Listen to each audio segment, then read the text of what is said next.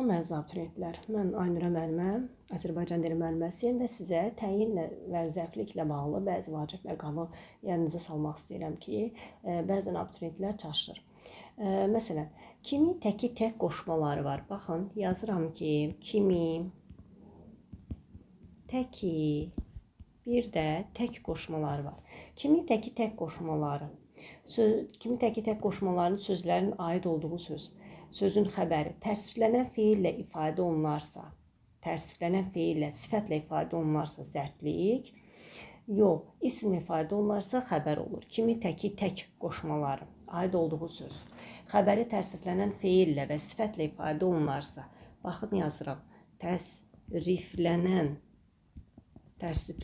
feil və sifətlə ifadə olunarsa zərflik, İsmi birləşməklə ifadə olunarsa, bağışlayın, isimdə ifadə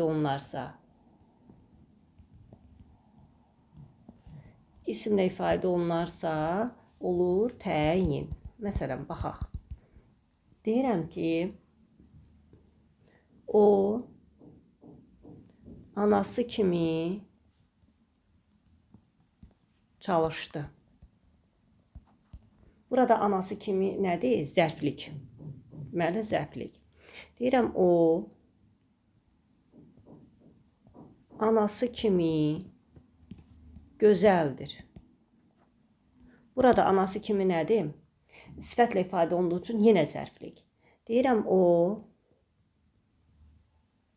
anası kimi, tutaq ki, müəllimədir. Görürsünüz, isimlə ifadə olunduğuna görə artıq anası kimi olacaq təyin. Burada təyin, burada zərflik, burada da zərflik. Əgər dedik ki, sifətlə ifadə olunarsa gözəl, sifətlə ifadə olunduğuna görə zərflik, sonra tərsiflənən feillə ifadə olunduğuna görə, yəni çalışdı, tərsiflənən feildə d-dır, feilin xəbər şəklidir. Tərsiflənən feillə ifadə olunduğuna görə zərflik, sifətlə ifadə olunduğuna görə zərflik, isimlə ifadə olunduğuna görə olacaq təyin.